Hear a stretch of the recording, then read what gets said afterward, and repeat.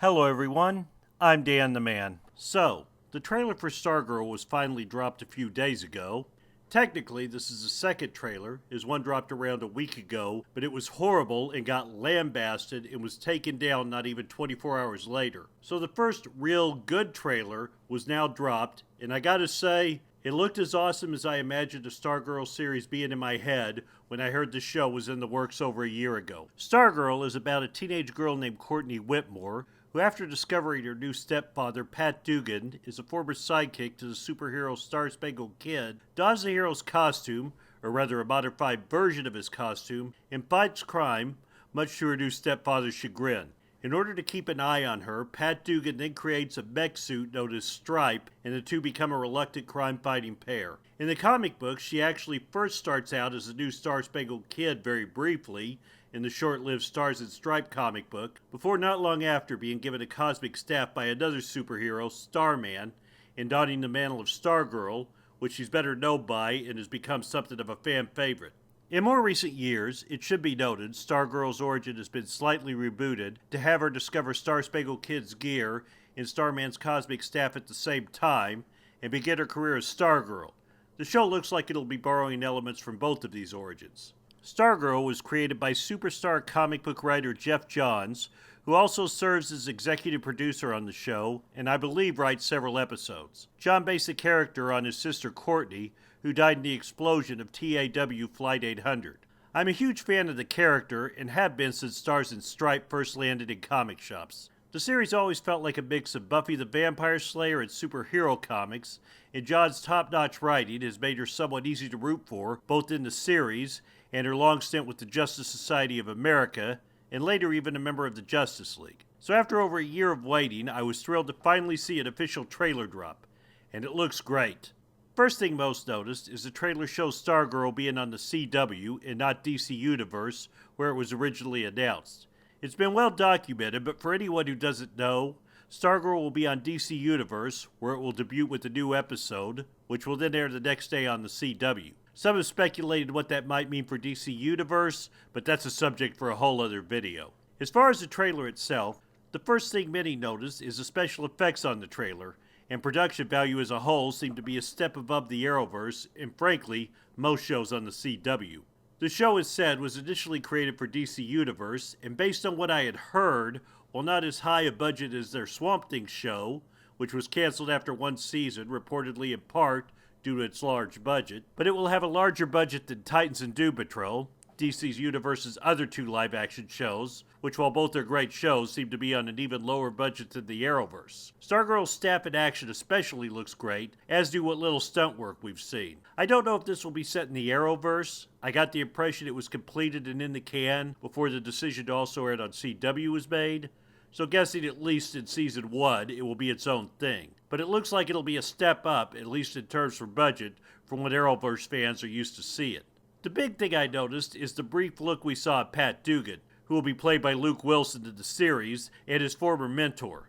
While him being a sidekick looks to be intact from the comics, two big changes have clearly been made. For one, it's clear he's the sidekick for Starman in this series. I assume this would likely be the case, since given that Courtney Whitmore has been known as Stargirl for almost the entirety of her 20 years in comics, having her start as a Star-Spangled Kid would not really be logical for the series, and would make no sense as it's the Stargirl brand that they would want to sell the show on. So trying to write her original persona into it would be counterproductive beyond pleasing the comic book purists. Now this won't be the Starman that Courtney got the staff from in the comics. It looks like rather they will be taking Sylvester Pemberton's character, who was the original Star-Spangled Kid in the comics, but rewriting it where he went under the name Starman when fighting crime instead of the Star-Spangled Kid.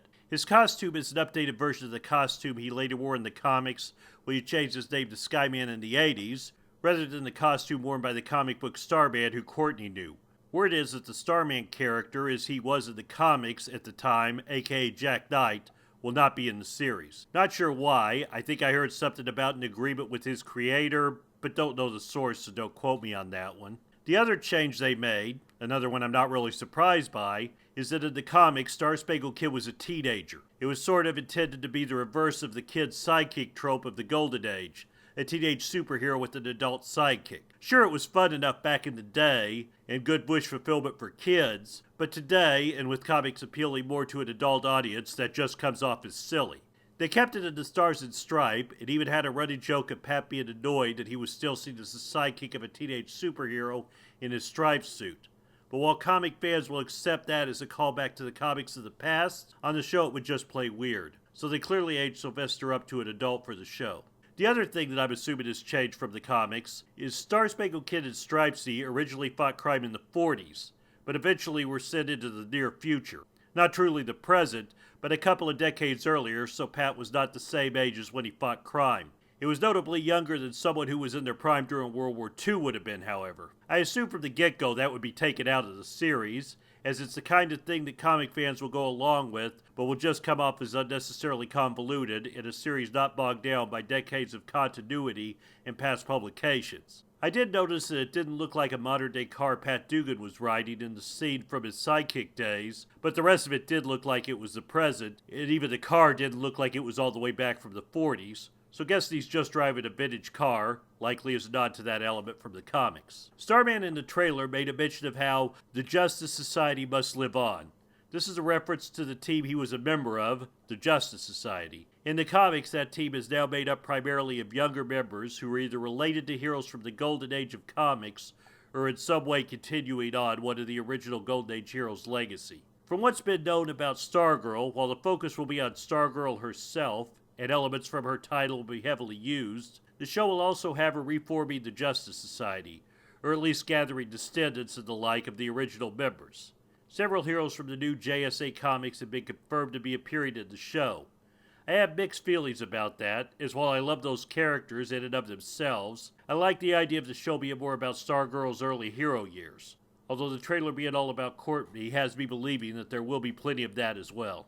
Brec Bassinger was cast as Stargirl, and while I'm not familiar with the actress prior to this, she's a dead ringer for Courtney Whitmore in the comics, and the costume is near comic accurate, so it really does look like Stargirl walked off the page. She also apparently has some kind of athletic background, so she'll be able to handle the physicality of the role well. No idea what kind of acting talent she has, as I haven't seen her on anything, but if they trusted her to play alongside Luce Wilson and Amy Smart, who by the way plays Courtney's mom in the show, then guessing she has the talent.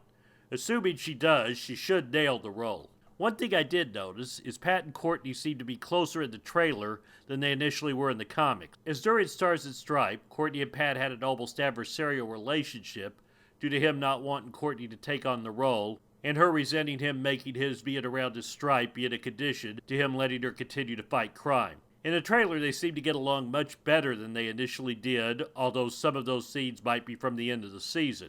If they ignored the element of them slowly coming together as a team and gaining each other's respect over time, it would be a shame, as that was a great arc in the comics.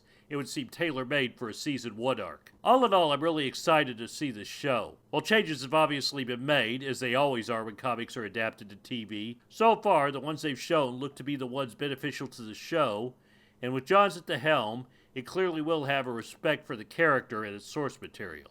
I don't know what it also airing on the CW will be for DC Universe. That's a whole other can of worms and one we can only really speculate about. But the one good thing about the arrangement is that it will expose not only the show, but the character of Stargirl to a much larger audience as part of the CW. And with the current track record of the superhero shows on that network, it could also mean a good long run for Courtney and Pat. The show debuts sometime in the spring, and I will definitely be there when it comes out. Hopefully I can provide reviews of the show like I've been doing with Harley Quinn, but either way, they will almost surely have a loyal fan in this viewer. Thanks for watching. If you liked this video, be sure to like, comment, and subscribe, and don't forget to ring that bell for notifications. I'm Dan the Man, and I'll see you next time.